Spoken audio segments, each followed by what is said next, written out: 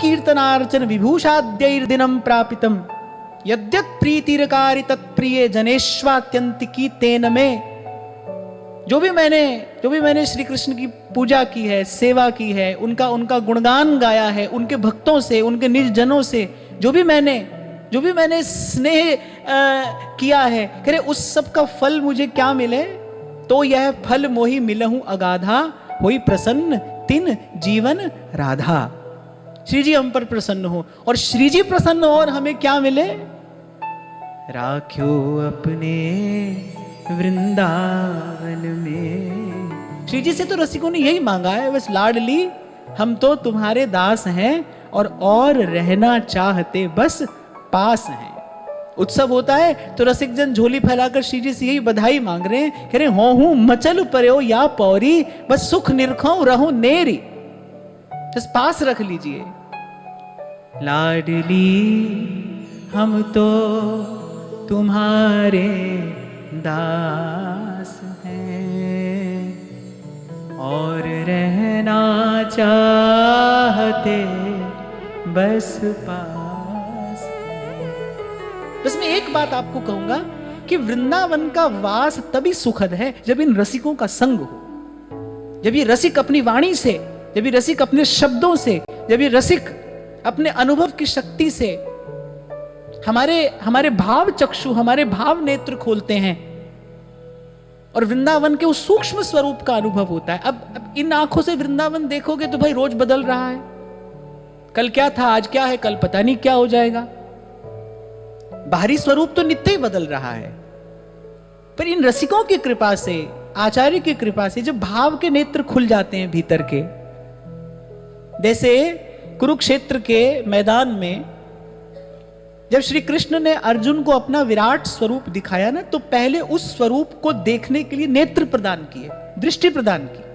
अर्जुन के पास जो दृष्टि थी, यद्यपि अर्जुन की दृष्टि भी साधारण नहीं है, अर्जुन गुडाकेश है, अर्जुन भगवान की विभूति है, क्षुधा और निद्रा को जीत चुका है अर्जुन साधारण नहीं है, वो तो भगवान की विभूति है। तो भी अर्जुन के पास वो दृष्टि नहीं थी जिससे भगवान के उस विराट स्वरूप का दर्शन किया जा सके, तो भगवान ने पहले अर्जुन को दृष्टि प्रदान की। मैं कई बार आपसे कहता हूं ना कि अगर दृष्टि न हो, इसका अर्थ ये नहीं है कि वस्तु भी नहीं है। हमको वस्तु नहीं दिखाई पड़ रही तो दो कारण हो सकते हैं, या तो वो वस्तु नहीं है या उसको देखने की हमारे पास में दृष्टि नहीं। तो जब बात वृंदावन के इस रस स्वरूप की आती है, इस नित्य स्वरूप की आती है, तो भाई इसके लिए एक विशेष प्रकार की योग्यता चाहिए। इसके लिए आपकी चेतना बड़ी चढ़ी हो, किसी भाव के धरातल पर पहुंचना पड़ता है। नंददास अपनी पंचाध्यायी में कहते हैं, बिन अधिकारी भय नहीं वृंदावन सूझे। अधिकारी को उस वृंदावन के रस स्वरूप का दर्शन होता है, या फिर वृंदावन अपना स्वरूप उसके सामने प्रकट करते हैं, उजागर करते हैं, दिखाते हैं उसे।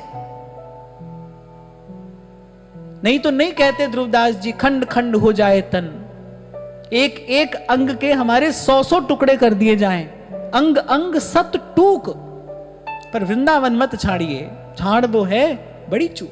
वृंदावन मत छोड़िए, वृंदावन मत छोड़िए। क्यों? क्योंकि वो कह रहे हैं कि और देश में बसत ही घटत भजन की बात।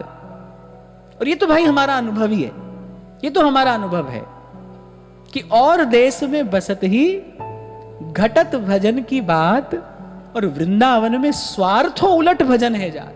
वृंदावन में स्वार्थ हो, या कोई स्वार्थ से भी रहे, मेरे उलट भजन है जात।